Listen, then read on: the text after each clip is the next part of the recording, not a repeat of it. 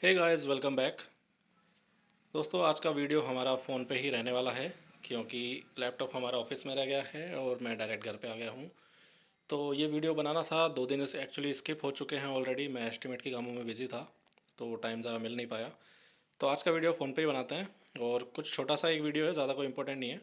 इसमें डाउट था कुछ स्टूडेंट का कि सर ये जो मेरिट लिस्ट आएगी, जैसे अभी तो आपकी आई नहीं है, लेकिन जब आपकी लिस्ट आएगी तो कुछ इस तरह से आएगी। जो हमारी लिस्ट थी वो ये लिस्ट है।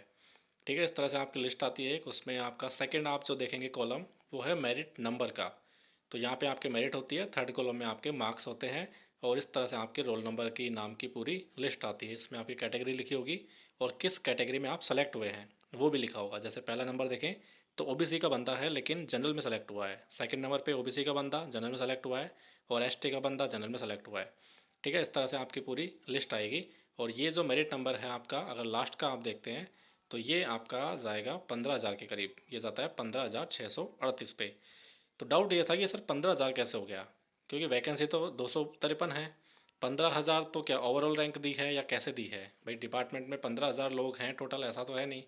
ठीक है, कमी है। और अब पता नहीं हो गए हो तो नई वैकेंसी हो गई है, लेकिन कुछ कम भी हो गई हैं, तो जो भी है। बाकी ये है कि 15,638 आया कैसे। और दूसरा ये डाउट था कि सर ये कंटिन्यू क्यों नहीं चल रहा। 11,550 है, फिर स्किप हो गया, सीधे 15,000 आ गया, फिर सीधे स्किप हो गया 15,638 आ गया। तो ये किस तरीके से इन्होंने डिवाइड किया है, तो ये डाउट था। अब देखो, इसको मैं आपको समझा देता हूँ। एक्चुअली क्या है ना कि जो सीट जिस कैटेगरी के लिए रिजर्व है, वो सीट उसी कैटेगरी के स्टूडेंट से फिल की जाती है, चाहे वो जितना भी नीचे मिले। एग्जाम्पल मान लो कि टोटल 10 सीटें हैं। 10 सीटों में से 4 सीटें जनरल की हैं, 2 सीटें ओबीसी की हैं, 2 सीटें एसटी की हैं और 2 सीटें एससी की हैं। राइट। अब मान लो कि 100 नंबर का पेपर है। जनरल के स्टूडेंट ऐसे 20 मान लो जिनके नंबर हैं 80 से ऊपर। ठीक है। तो अब हो ये रहा है कि टोटल भरनी तो सीटें 4 ही हैं। राइट।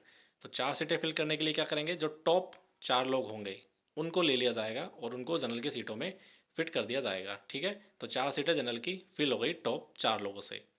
उसके बाद में मान लो कि वो 96 नंबर तक फिल हो गई। ठीक है, 96 के नीचे वाले सारे बच गए, 96 के ऊपर 97, 98, 99, 100, ये 4 लोग थे। 4 सीटें उन्होंने फिल कर ली, जनरल के थे। राइट। अब क्या होगा कि जो अगली सीटें हैं वो ओबीसी की हैं। अब जनरल के जो बंदे हैं 80 से ऊपर जिनके नंबर थे, वो सेलेक्ट नहीं होंगे। क्यों नहीं होंगे? क्योंकि सीटें नहीं बची उनकी। उनकी जो सीटें थी 4, वो ऑलरेडी फिल हो चुकी हैं।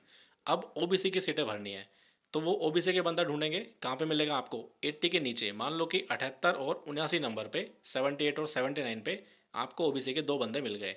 तो अब आप क्या करेंगे, 78 और 79 वाले से उन 2 सीटों को फिल करेंगे जो कि ओबीसी की सीटें थी। तो ओबीसी की सीटें हैं, बंदे कहाँ मिल रहे हैं आपको? 78, 79 पे। लेकिन आपको उन्हीं दोनों रैंक वालों को, उन्हीं दोनों मेरिट वाले बंदों को ओबीसी की सीट को फिल करना है। ठीक है।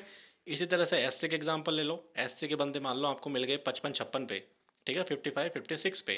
तो वो 2 रैंक उठा के आप एससी की सीटों को फिल करेंगे। इसी तरह से एसटी की सीटें हैं, मान लो कि आपको 40, 45 पे मिल गए, तो आप 40 और 45 की 2 सीटें भर दोगे एसटी के लिए। तो इस तरह से अब रैंक हो क्या रहा है, सीटें थी कितनी टोटल? 10 थी। तो जो सीटें 10 थी वो आपका बन गया क्या? Serial number. ठीक है, 1 2 3 4 5 6 7 8 9 10, 10 तक हो गया। अब जो आपका मेरिट नंबर था, वो पहले 4 के लिए तो 4 हो गया। ठीक है, जनरल की सीटें थी 1 2 3 4 हो गया।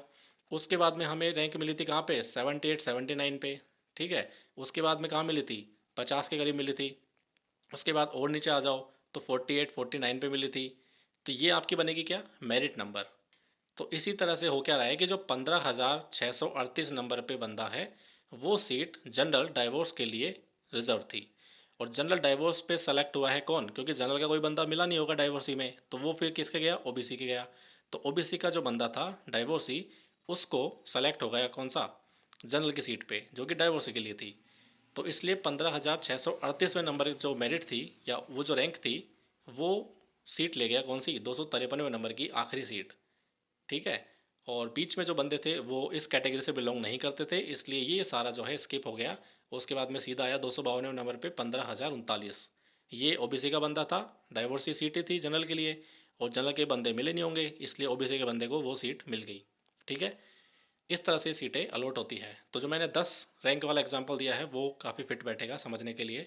उससे आप समझ सकते हो कि जिस रैंक के लिए सीट अलॉट हुई है उस कैटेगरी को सीट मिलेगी, चाहे वो कितनी भी रैंक पे आएगा। ठीक है, यही होता है आपका मेरिट नंबर। और ये जो आपका सीरियल नंबर है, ठीक है, ये जो सीरियल नंबर आप देख रहे हैं ना, ये सीरियल नंबर आपका मेरिट नंबर बनेगा।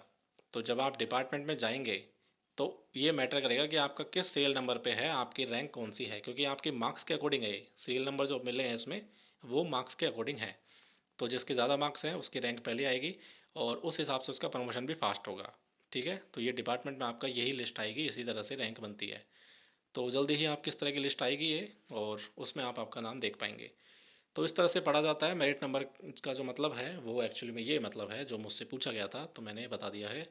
और कल से फिर हम वीडियो वापस लैपटॉप पे ही बनाएंगे। आज तो इमरजेंसी केस था और वीडियो मुझे बनाना था, इसलिए मैं ये वीडियो फ़ोन पे अपलोड कर रहा हूँ। तो आई होप आप समझ गए होंगे कि किस तरह से इसको पढ़ा जाता है। Thank you so much for watching this video. Have a nice day.